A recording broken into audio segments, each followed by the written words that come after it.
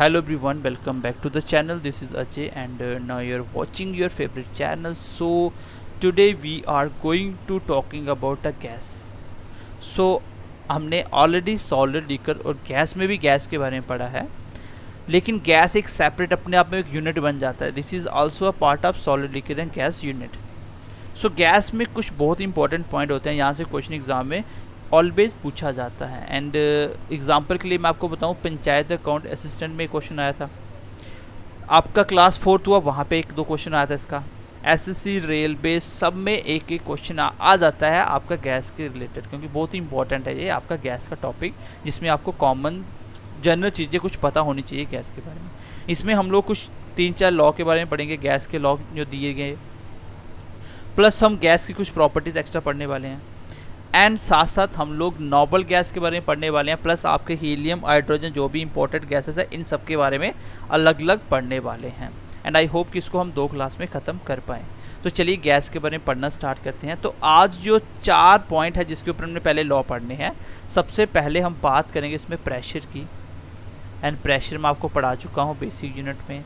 इसके बाद दूसरी चीज़ आएगी इसमें वॉल्यूम. इन चारों को लेके 4 लॉ बनाए गए. तीसरा आएगा टेम्परेचर, जिसमें बात होगी टेम्परेचर की. एंड लास्ट वन आएगा नंबर ऑफ मोल्स, जिसको मैं एन से डिनोट करूंगा. तो गाइज ये 4 चीज़ें हैं जिसके ऊपर हमें बात करनी है. तो ज़्यादा टाइम वेस्ट ना करते हुए सबसे पहले हेडिंग दीजिए बॉयल्स लॉ.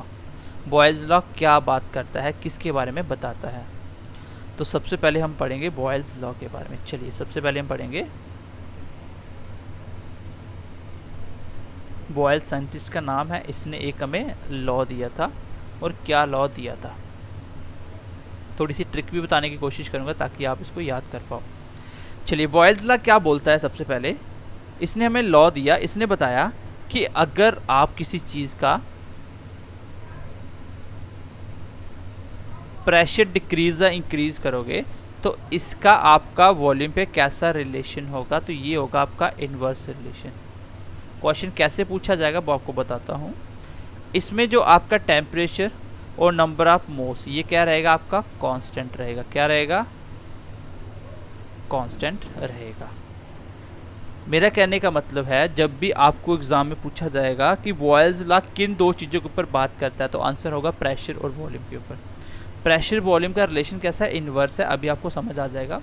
इसमें टेम्परेचर और नंबर ऑफ मोल्स कांस्टेंट होता है. एग्जाम में क्वेश्चन पूछा जाएगा कि बॉयल्स लॉ में कांस्टेंट क्या होता है, तो आंसर होगा temperature and number of moles. तो ये कॉमन सी बात है, प्रेशर का रिलेशन इन्वर्स ही होता है. क्यों? जैसे मान लीजिए ये आपका कोई कंटेनर है, इसके अंदर आपके गैस के मॉलिक्यूल्स, जैसे कि आपको पता है गैस के मॉलिक्यूल्स काफ़ी दूर दूर होते हैं. हमने थोड़ा पास बना दिया, चलो कोई दिक्कत नहीं है. यहाँ से आप अगर प्रेशर लगाते हो, मान लीजिए आपने यहाँ से प्रेशर लगाया, प्रेशर अगर आप इंक्रीज़ करते हो, ठीक है, प्रेशर ऊपर से नीचे प्रेशर लग रहा है, अगर आप प्रेशर को इंक्रीज़ करते हो तो डेफिनेटली क्या होगा, गैस आपकी कंप्रेस हो जाएगी, क्योंकि गैस कंप्रेस होती है. अगर ये गैस कंप्रेस हो गई, इसका मतलब इसका वॉल्यूम डेफिनेटली कम होगा. वॉल्यूम क्या होता है मैं आपको ऑलरेडी बेसिक क्लास में सब कुछ बता चुका हूँ. अगर आपने मेरे पहले बेसिक लेक्चर नहीं देखे तो पहले बेसिक लेक्चर देखिए. तो गैस यहाँ से जब कंप्रेस होगा तो छोटा हो जाएगा, वॉल्यूम इसका कम हो जाएगा. तो मैं बोल सकता हूँ कि प्रेशर और वॉल्यूम का इन्वर्स रिलेशन होता है. बट इसमें कांस्टेंट क्या है, temperature and number of moles इसमें टेम्परेचर है. एक यहाँ से पूछा जाता है गाइज, दूसरी चीज़ यहाँ से पूछी जाती है कि दोनों के बीच में ग्राफ कैसा बनेगा. चलिए थोड़ा सा पेन का कलर चेंज कर लेते हैं. दोनों के बीच में ग्राफ कैसा बनेगा.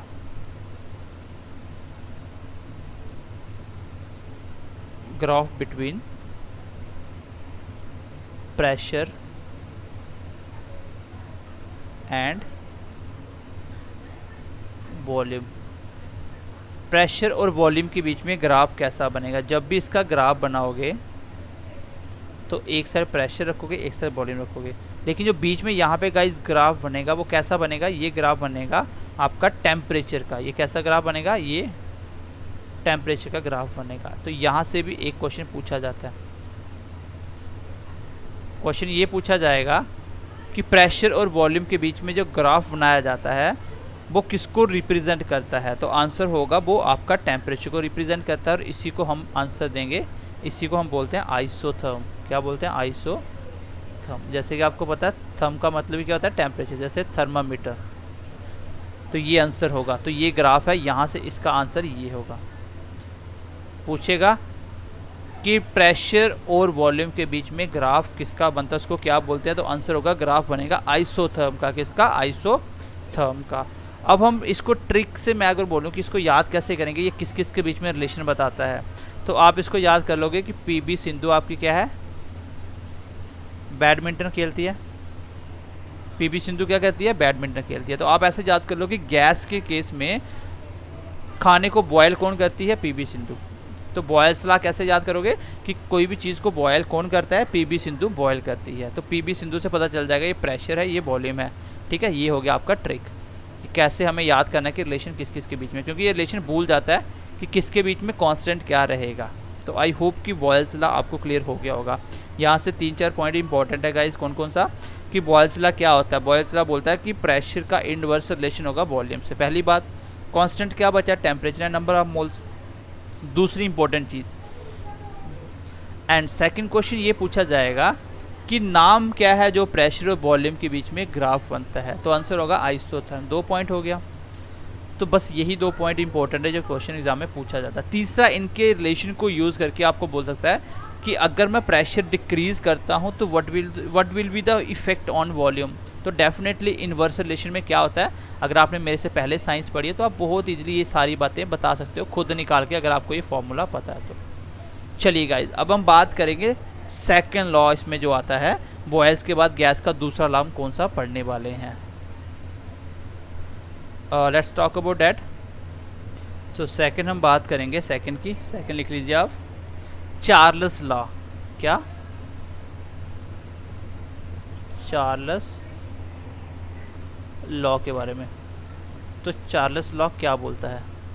तो पहले आपने बॉयल्स लॉ पढ़ लिया, अब हम बात करेंगे चार्ल्स लॉ क्या बोलता है। चार्ल्स लॉ बोलता है कि अगर आप वॉल्यूम डिक्रीज इंक्रीज करोगे तो इसका डायरेक्ट रिलेशन होगा टेम्परेचर के साथ। तो कांस्टेंट क्या रहा? आप बोलोगे pressure and number of moles will be constant. ये तो क्लियर हो गया आपको। ठीक है, ये दोनों क्या है? ये दोनों कांस्टेंट हैं। पहली बात तो ये याद करनी है कि चार्ल्स लॉ क्या बोलता है। तो ये बोलता है कि वॉल्यूम का डायरेक्ट रिलेशन है आपका टेम्परेचर से। तो कांस्टेंट क्या आपको पता चल गया। दूसरी चीज़ मैंने क्या बताया आपको?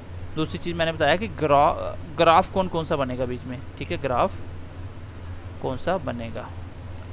चलिए, तो ग्राफ कैसा बनेगा बीच में? ग्राफ, तो इसमें जो ग्राफ बनेगा उस ग्राफ का नाम क्या होगा? जैसे आपको पता है कि बात किस किस की हो रही है, एक हो रही है वॉल्यूम की, एक हो रही है टेम्परेचर की। तो जो बीच में ग्राफ बनेगा वो कैसा ग्राफ बनेगा? वो ग्राफ डायरेक्ट रिलेशन है तो ग्राफ बनेगा, उस ग्राफ को बोलते हैं प्रेशर का। जैसे पहले प्रेशर और टेम्परेचर के बीच में प्रेशर और वॉल्यूम के बीच में टेम्परेचर का बना, इसी तरह वॉल्यूम और टेम्परेचर के बीच में प्रेशर का बनेगा। और इसको बोलते क्या है? इसको जो बोलते हैं वो आप लिख लो, क्योंकि क्वेश्चन ये पूछा जाता है। तो प्रेशर को मतलब बोलते हैं हम लोग आइसो बार। क्या बोलते हैं? आइसो बार। तो पूछेगा कि चार्ल्स लॉ में ग्राफ किसका बनता है? तो आंसर होगा सर प्रेशर का, जिसको बोलते हैं आइसो बार। तो आई होप ये आप समझ पाए होंगे। तो इसकी हम लोग ट्रिक की बात करें कि लर्न कैसे करना है, तो इसमें आप क्या करोगे कि जो आपका चार्ल्स है वो क्या करता है? वो टीवी देखता है। क्या करता है? वो टीवी देखता है। तो चार्ल्स के लिए क्या करना आपको? चार्ल्स क्या करता है? टीवी देखता है। तो टीवी से आप याद कर पाओगे टेम्परेचर और वॉल्यूम का सीधा रिलेशन है। अब समझ के लिए भी समझा देता हूँ। जैसे मान लीजिए एक आपका कंटेनर है, इसमें आपकी पड़ी हुई है गैस, क्योंकि गैस की बात हो रही है। ये है आपकी गैस। अब इसमें टेम्परेचर और वॉल्यूम का गेम है। अगर आप नीचे से टेम्परेचर बढ़ाते हो, ठीक है, नीचे से आप एक फ्लेम लगा के इसका टेम्परेचर इंक्रीज़ करते हो, तो गाइस अगर टेम्परेचर बढ़ाओगे तो डेफिनेटली आपको पता है कि टेम्परेचर बढ़ने से इसकी काइनेटिक एनर्जी बढ़ेगी, ये फैलना स्टार्ट कर देंगे। जब ये फैलना स्टार्ट कर देंगे तो इसका वॉल्यूम इंक्रीज़ होगा। तो टेम्परेचर बढ़ने से वॉल्यूम बढ़ता है, क्योंकि इनका डायरेक्ट रिलेशन है। तो ये आपके 2 लॉ हो गए। अब हम पढ़ते हैं तीसरे लॉ की तरफ, जिसका नाम है गेल-लुसैक लॉ। चलिए तीसरे लॉ के बारे में पढ़ना स्टार्ट करते हैं। चलिए थर्ड के बारे में लिख लीजिए, गे लुसेक। तो तीसरा लॉ क्या बोलता है? तीसरा लॉ बोलता है कि अगर आप प्रेशर बढ़ाओगे तो टेम्परेचर के साथ इसका डायरेक्ट रिलेशन होगा। तो कांस्टेंट क्या क्या हो गया आपका? नंबर ऑफ मोल्स और वॉल्यूम आपका कांस्टेंट हो जाएगा। ये दोनों क्या रहेंगे? ये दोनों कांस्टेंट रहेंगे। ठीक है, तो इसके बीच में जो ग्राफ बनेगा, आपको ग्राफ कैसे बनाना है? देखिए ग्राफ किस किस का बनता है। इसके बीच में जो ग्राफ बनता है गाइस, वो बनेगा आपका, यहाँ पे जो ग्राफ होगा वो कैसा होगा डायरेक्ट रिलेशन में? ये बनेगा आपका वॉल्यूम का। तो अभी भी आपको ग्राफ कैसे बनाते हैं ये तो समझ आ गया कि प्रेशर, टेम्परेचर, वॉल्यूम, तीन चीज़ें। नंबर ऑफ मोल्स को फिलहाल भूल जाओ। तो अगर प्रेशर टेम्परेचर आ गया तो ग्राफ वॉल्यूम का बन जाएगा, वॉल्यूम टेम्परेचर का ग्राफ प्रेशर का बन जाएगा। तो जो बच जाएगा तीनों में उसका ग्राफ बनेगा। इस ग्राफ का नाम क्या होता है? इसका आपका नाम है आइसोकोर।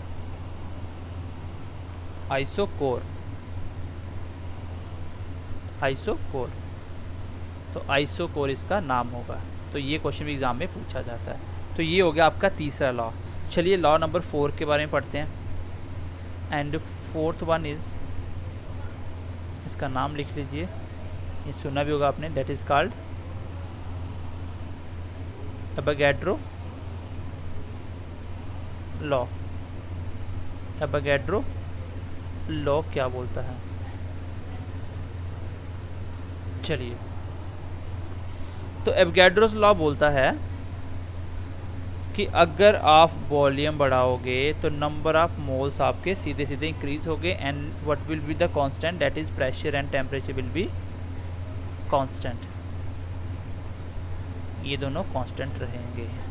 तो Avogadro's law number of moles की बात करता है वॉल्यूम के साथ। अगर वॉल्यूम बढ़ेगा तो नंबर ऑफ मोल्स बढ़ेंगे। डेफिनेटली कोई चीज़ का वॉल्यूम बढ़ा रहे हो तो नंबर ऑफ मोल्स ज़्यादा ही होंगे उसमें।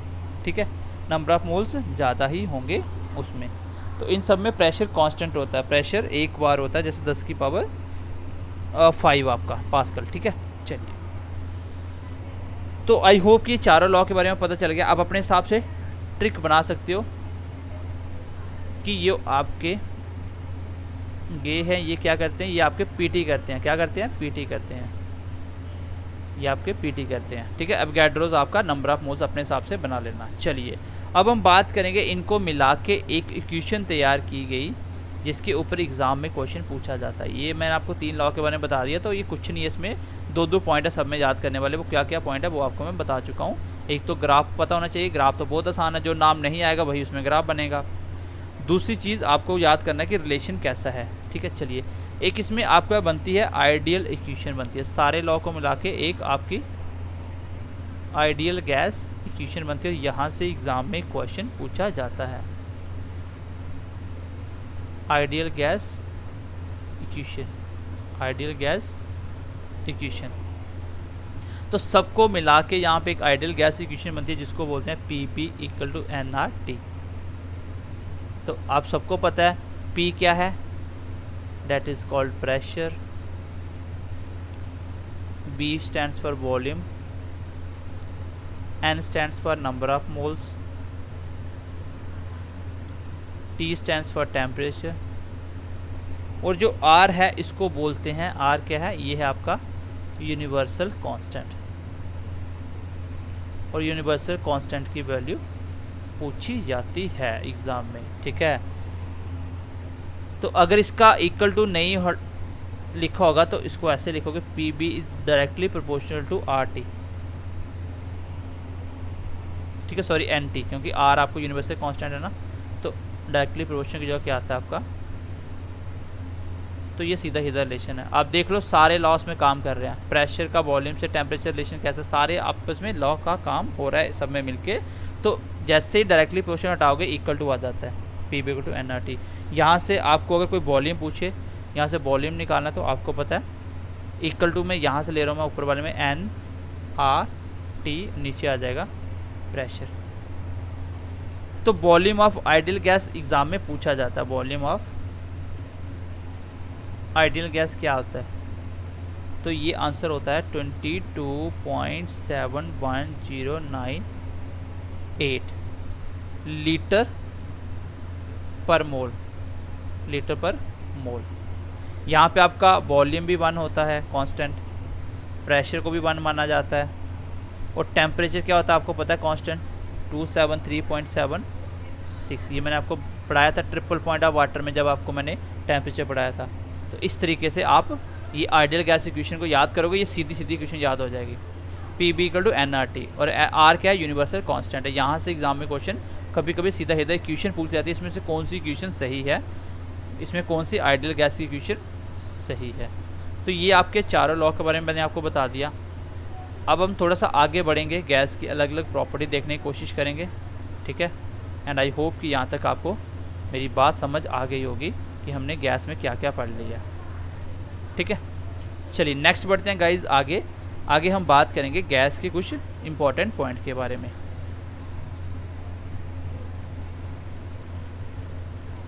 चलिए गाइज नेक्स्ट हम पढ़ेंगे एलिमेंट की स्टेबिलिटी के बारे में। जैसे मैं आपको पॉइंट बता रहा हूँ, यहाँ से क्वेश्चन आते हैं एग्जाम में सारे, जो भी मैंने आपको लॉ के बारे में बताया उनमें से लॉ सीधा सीधा एग्जाम में पूछे जाते हैं, और ज़्यादातर तो आइडियल गैस इक्वेशन पूछी जाती है कौन सी होती है। तो एलिमेंट कौन से होते हैं, जैसे हाइड्रोजन एक एलिमेंट है, हीलियम हाइड्रोजन है, जितने पीरियोडिक टेबल में सारे के सारे एलिमेंट, इसको बोलते हैं एलिमेंट्स। तो इनकी स्टेबिलिटी किसके ऊपर डिपेंड करती है, यहाँ से क्वेश्चन कैसे पूछा जाता है वो भी आपको बताता हूँ। स्टेबिलिटी डिपेंड कैसे करती है, वो आउटर मोस्ट शेल पे डिपेंड करेगी। वो किस पे डिपेंड करेगी, आउटर मोस्ट शेल पे। जैसे मैं आपको छोटा सा एग्जांपल लेके बताता हूँ। जैसे मान लीजिए मैंने एग्जांपल लेके बताया आपको, एग्जांपल के लिए बता रहा हूँ। मैं बोलता हूँ एक हाइड्रोजन है प्लस एक और हाइड्रोजन मिला, तो दोनों ने मिलकर क्या बना दिया, H2 बनाता है, हाइड्रोजन गैस बनती है। तो इसके बीच में क्या होता है, ये इसका जो एक बॉन्ड होता है, इसमें आउटर मोस्ट शेल में एक ही इलेक्ट्रॉन, क्योंकि हाइड्रोजन का एटॉमिक नंबर 1 है, इसमें एक इलेक्ट्रॉन है। तो इसमें भी एक इलेक्ट्रॉन, इसमें भी एक, क्या दोनों मिलकर क्या करते हैं, आपस में बीच में क्या करते हैं, ये आपस में बॉन्ड कॉमन करके शेयर करके यहाँ पे बॉन्ड बना लेते हैं। और इस बॉन्ड को पूछा जाता है, ये दोनों में जो बॉन्ड बनती है वो क्या होती है, इस बॉन्ड को बोला जाता है कोवलेंट बॉन्ड। कैसी बॉन्ड होती है, कोवलेंट बॉन्ड। तो एग्जाम में क्वेश्चन आएगा कि हाइड्रोजन हाइड्रोजन के बीच में कौन सी बॉन्ड होती है, तो आंसर होगा कोवलेंट बॉन्ड। मैक्सिमम सब में कोवलेंट बॉन्ड ही होती है, ठीक है। कब बनती है, ये बनती है after sharing electron, after sharing electron. देखो हाइड्रोजन जल्दी रिएक्ट क्यों कर देता है, क्योंकि इसमें आउटर मोस्ट शेल में एक इलेक्ट्रॉन है। अब उसको पेयरिंग के लिए कुछ चाहिए, मतलब कोई भी आदमी अकेला नहीं रहना चाहता, कोई भी इंसान अकेला नहीं रहना चाहता, सबको कोई साथ चाहिए। तो हाइड्रोजन उसमें भी एक था, दूसरे दोनों ने मिलकर बोला चलिए हम दोनों मिल जाते हैं, तो दोनों आपस में मिल जाते हैं। इसको बोलते हैं हाइड्रोजन ने आपस में बॉन्ड बना लिए दोनों मिलके, और उस बॉन्ड का नाम होता है कोवलेंट बॉन्ड। और जब भी कोई बॉन्ड बनता है तो एनर्जी हमेशा रिलीज होती है, मतलब एनर्जी कम होती है। तो ये डिपेंड किस पे करता है, जो स्टेबिलिटी होती है, कोई भी चीज़ स्टेबल कब होगी, जब इसमें कोई हलचल नहीं होगी। अब हाइड्रोजन अकेला रहेगा, वो किसी न किसी के साथ रिएक्ट करता रहेगा, कभी उधर जाए कभी उधर जाए, मतलब वो स्टेबल नहीं है। क्यों, क्योंकि उसमें एनर्जी पे, जैसे आपको पूछेगा स्टेबिलिटी किसके ऊपर डिपेंड करती है किसी भी एलिमेंट की, तो ये सीधा सीधा डिपेंड करती है एनर्जी के इनवर्स में। भाई कॉमन सी बात है, एनर्जी कम होगी तो स्टेबल ज़्यादा होगा, क्योंकि एनर्जी कम स्टेबल ज़्यादा। क्यों, क्योंकि किसी के अंदर एनर्जी कम है तो वो ज़्यादा उछल कूद नहीं करेगा, एक जगह शांति से बैठा रहेगा। तो एग्जाम में क्वेश्चन आता है कि स्टेबल एनर्जी इंक्रीज़ करें, एनर्जी इंक्रीज़ करें तो स्टेबिलिटी पे क्या इफेक्ट आएगा। तो आंसर होगा कि स्टेबिलिटी इंक्रीज़ करने से कम हो जाएगी, क्योंकि एनर्जी बढ़ेगी तो क्या होगा, स्टेबिलिटी कम हो जाएगी। तो सीधी सी बात है, जब भी बॉन्ड बनेगा, व्हेन, आप बोल सकते हो व्हेन, नोट करके लिख लो,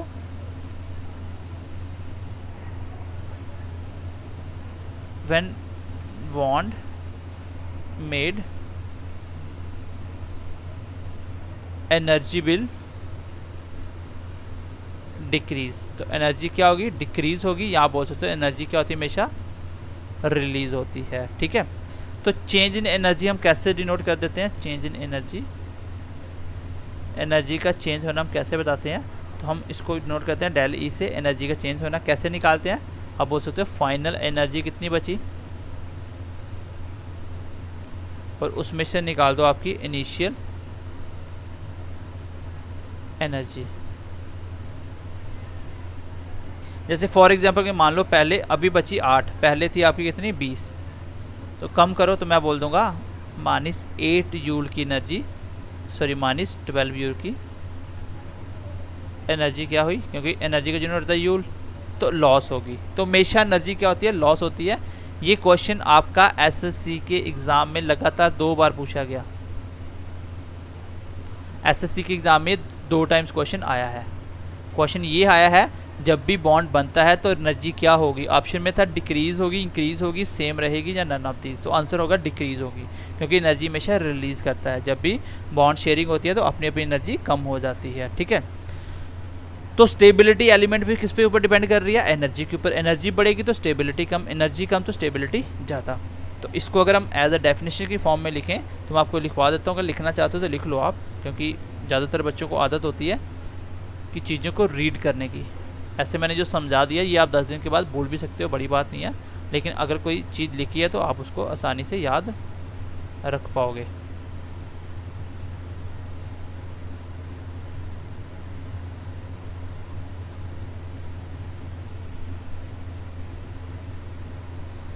चलिए मैं एक बार डेफिनेशन लिखवाता हूँ।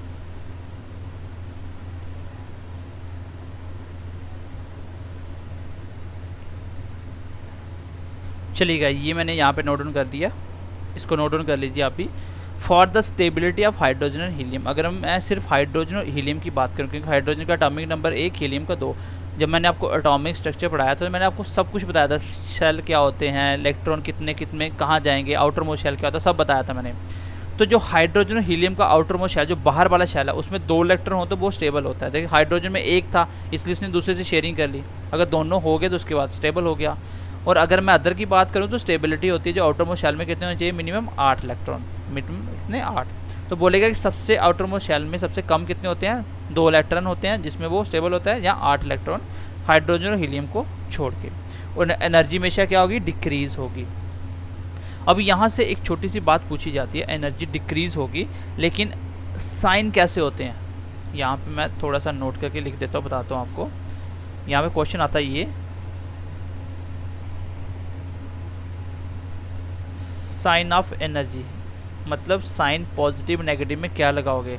तो हमेशा क्या बोलोगे आप, हमेशा बोलोगे ऑलवेज नेगेटिव। जैसे आपको मैंने हाइड्रोजन की एग्जांपल लेके बताया था, ये कैसे आता है, हमेशा नेगेटिव आता है।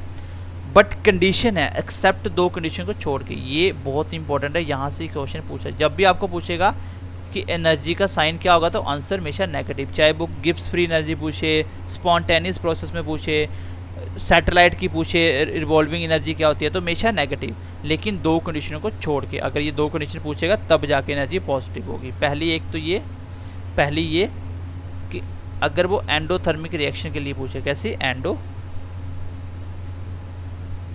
के लिए, तो इसके लिए क्या होता है, एंडोथर्मिक प्रोसेस के लिए क्या होता है, जो एंडोथर्मिक प्रोसेस होता है वो हमें कैसी एनर्जी देता है, गिव्स पॉजिटिव एनर्जी। कैसी, पॉजिटिव एनर्जी। लेकिन हम अगर बात करें दूसरी, जब भी वर्ड में नॉन लग जाए, जैसे नॉन स्पॉन्टेनियस, ठीक है, नॉन गिव्स फ्री एनर्जी, तो नॉन लग जाए तो इस केस में भी क्या बोलोगे आप, इसमें भी हम पॉजिटिव एनर्जी की बात करेंगे। तो सीधी सी ट्रिक ये है कि जब भी आपको साइन ऑफ एनर्जी पूछे तो हमेशा नेगेटिव आंसर देना, जब तक वो क्वेश्चन में क्या नहीं लिखा हो, एंडोथर्मिक प्रोसेस नहीं लिखा हो या नॉन नहीं लिखा हो। जैसे मैं अभी आपको इसके कुछ एग्जांपल बताता हूँ, इसके मैं कुछ आपको एग्जांपल बताता हूँ। देखिए सबसे पहले मैं आपको बोलूँ कि बताइए द टोटल एनर्जी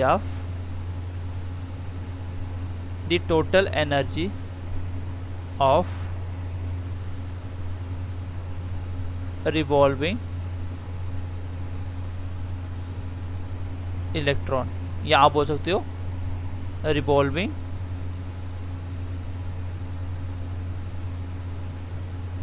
सैटेलाइट, या बोल सकते हो रिवॉल्विंग सैटेलाइट। तो वो कैसी होगी, वो होगी ऑलवेज क्या, ऑलवेज क्या, ऑलवेज नेगेटिव। मैंने क्या बोला, पॉजिटिव कब आएगी, जब वो आपको एंडोथर्मिक पूछेगा या नॉन वर्ड का यूज़ करेगा। चलिए दूसरा पॉइंट लिखिए इसी के अंदर, इसी की एग्जांपल दूसरी ये होगी, जैसे मैं बोल सकता हूँ फॉर स्पॉन्टेनियस प्रोसेस के लिए कैसी होती है, तो इसके लिए भी आप बोलोगे कि कैसी होती है, इसके लिए भी पॉजिटिव होगी, क्योंकि मैंने बोला सबकी एनर्जी पॉजिटिव होगी। या इसी को बोल देते हैं गिब्स फ्री एनर्जी। गिब्स आपके साइंटिस्ट का नाम है, गिब्स फ्री एनर्जी। वो कैसी होगी आपकी, वो होगी आपकी पॉजिटिव। किसका वेट कर रहे हैं हम, जब तक हमें एंडो ना मिले, जब तक हमें नॉन ना मिले। अगर आपको पूछा जाए फॉर नॉन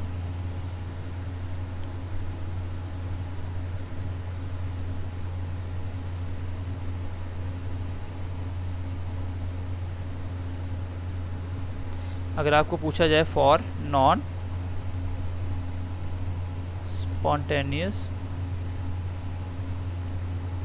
एनर्जी, तो इसका आंसर क्या दोगे आप, तो इसका आंसर आपको पॉजिटिव देना पड़ेगा। बाय इट इज़ पॉजिटिव, क्योंकि सर मैंने किसकी बात करी, यहाँ भी नेगेटिव था, हमने गलती से पॉजिटिव लिख दिया, नेगेटिव था, हमेशा नेगेटिव होती है। पॉजिटिव कब होगी, जब मैं नॉन वर्ड का इस्तेमाल करूँगा। यहाँ पे नॉन लग गया था तो मैंने कंडीशन लिखवाई थी, नॉन के केस में क्या होता है, पॉजिटिव होती है।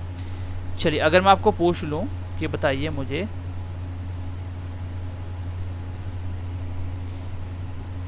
आपको पूछा जाए फॉर एक्सोथर्मिक रिएक्शन में कौन सी एनर्जी होगी, तो आंसर हमेशा नेगेटिव, क्योंकि सबका नेगेटिव है। लेकिन अगर आपको पूछा जाए फॉर एंडोथर्मिक के लिए, एंडोथर्मिक रिएक्शन के लिए कौन सी एनर्जी होगी, तो आंसर होगा क्या, पॉजिटिव। क्यों, क्योंकि मैंने वर्ड लिखवाया आपको एंडो और आपको नॉन, यहाँ भी देखिए सब में उसमें पॉजिटिव, बाकी सब में नेगेटिव। आपने देखा अगर कोई पूछे टोटल रिवॉल्विंग इलेक्ट्रॉन की एनर्जी क्या होती है, आंसर होगा सर नेगेटिव होगी। रिवॉल्विंग सैटेलाइट की सर एनर्जी नेगेटिव होगी। Spontaneous Gibbs free energy negative होगी। फॉर नॉन स्पॉन्टेनियस एनर्जी जब भी नॉन वर्ड आएगा तो पॉजिटिव, एक्सोथर्मी पूछे नेगेटिव, अगर एंडो आ गया तो पॉजिटिव। तो ये मैंने आपको 4-5 इसके एग्जाम्पल बता दिए। चलिए थोड़ा सा हम आगे बढ़ते हैं, कुछ और इम्पोर्टेंट पॉइंट के बारे में जानते हैं।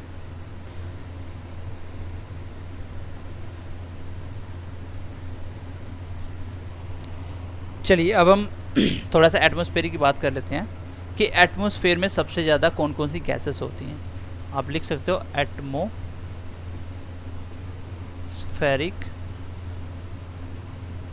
गैसेस कौन सी होती हैं, तो कौन कौन सी होती हैं, सबसे ज़्यादा होती है गाइस कौन सी, नाइट्रोजन। कौन सी होती है, नाइट्रोजन। जो आपके इन्वायरमेंट में जब हम सांस लेते हैं सबसे ज़्यादा उसमें क्या होती है, नाइट्रोजन, डेट इज़ 78%। अगर हम बात करें ऑक्सीजन की तो ये दूसरे नंबर पे होती है जो हमें चाहिए, डेट इज़ कॉल्ड 21%। इसमें आप बहुत कुछ सीखने वाले अभी अपनी नॉलेज के लिए। अगर हम बाकी गैसेस की बात करें, अदर गैसेस, तो गाइज वो होती है आपकी लगभग 1%, ठीक है, 1%। अगर हम बात करें नोबल गैसेस की, अब नोबल गैसेस क्या है इसके बारे में बहुत डिटेल में आप अभी पढ़ने वाले हो गैस में, क्योंकि यहाँ से क्वेश्चन हमेशा आता है। तो ये इसमें जो मैक्सिमम नोबल गैस होती है, मैक्सिमम वो होती है 0.93%। वो भी कौन सी, जो 1% में बचेगी वो कौन सी है आपकी, इसमें भी आर्गन होती है। आर्गन एक आपकी नोबल गैस है। नोबल गैस क्या होती है ये आप पढ़ने वाले हो। अगर पूछे एटमॉस्फेयर में सबसे ज़्यादा कौन सी गैस है तो आंसर होगा सर नाइट्रोजन गैस। सबसे कम कौन सी होती है, सबसे कम नोबल गैसेस होती है। उसमें भी नोबल गैस में पूछता है ये क्वेश्चन कि नोबल गैस सबसे ज़्यादा कौन सी होती है एटमॉस्फेयर में। अब बच्चे नाइट्रोजन लगा के आ जाते हैं, बेटा नाइट्रोजन आपका नोबल गैस नहीं है। इसको नोबल क्यों बोला जाता है वो भी आप अभी समझोगे। इसके बाद हम नोबल गैस के बारे में, एक एक गैस के बारे में बहुत डिटेल में पढ़ने वाले हैं। सबसे पहले इसमें तो सिर्फ हम फैक्ट के बारे में जानेंगे, ठीक है। आपको पूछा जाए लाइटेस्ट गैस कौन सी होती है, लाइटेस्ट गैस, तो आंसर होगा सर हाइड्रोजन। कौन सी होती है, हाइड्रोजन सबसे हल्की गैस, उसका वजन सबसे कम होता है, इसलिए ये सन में सबसे ज़्यादा होती है। सन में सबसे ज़्यादा कौन सी गैस पाई जाती है, हाइड्रोजन, ठीक है। पूछेगा सबसे हैवी गैस कौन सी है, गैस सबसे हैवी कौन सी है, तो इसका आंसर आप क्या लगाओगे, इसका आंसर आप लगाओगे रेडोन, RADON, ठीक है। और ये कहाँ मैक्सिमम कहाँ पाई जाती है, मैक्सिमम ऑन अर्थ क्रस्ट के ऊपर, जो अर्थ की जो क्रस्ट लेयर होती है सबसे ऊपर वाली, उसमें सबसे ज़्यादा पाई जाती है और ये सन में पाई जाती है। ठीक है, इसको भी मैं कलर चेंज करता हूँ हाइड्रोजन का।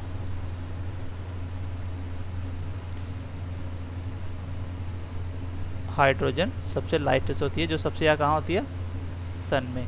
और सबसे हैवी कौन सी होती है, आपकी रेडॉन। और एक चीज़ याद रखना, ना तो सबसे लाइट गैस आपकी एटमॉस्फेयर में होती है, ना ही सबसे हैवी, क्योंकि जो लाइट होती है वो ऊपर उड़ जाती है और जो हैवी होती है वो क्रस्ट से ऊपर ही नहीं जाती है। तो मतलब एटमॉस्फेयर में ये दोनों नहीं होती है। अगर सबसे लाइट होगी तो भी एटमॉस्फेयर में एग्जिस्ट नहीं करेगी, अगर सबसे हैवी हो जाएगी तो भी एग्जिस्ट नहीं करेगी। तो क्वेश्चन एग्जाम में पूछे क्या हाइड्रोजन एटमॉस्फेयर में एग्जिस्ट करती है, तो आप बोलोगे नहीं करती। क्यों नहीं करती, क्योंकि सबसे लाइटेस्ट है, ये लाइट होने की वजह से ऊपर उड़ जाती है। तो अगर रेडॉन बोले क्या ये आपके एटमॉस्फेयर में एग्जिस्ट करती है, तो आप आंसर दोगे सर नहीं करती। क्यों नहीं करती, तो आंसर होगा सर क्योंकि ये हल्की हैवी होने की वजह से अर्थ क्रस्ट से ऊपर जाती ही नहीं है। तो ना तो आपकी हाइड्रोजन गैस है, ना ही आपकी हैवी गैस में रेडॉन एटमॉस्फेयर में एग्जिस्ट करती है। जो मैंने ऊपर बताया ये इंपॉर्टेंट है। नाइट्रोजन कितना होता है, ऑक्सीजन कितना है, मतलब कौन कौन सी गैस सबसे ज़्यादा है। पूछेगा सबसे ज़्यादा कौन सी गैस है, आंसर होगा नाइट्रोजन।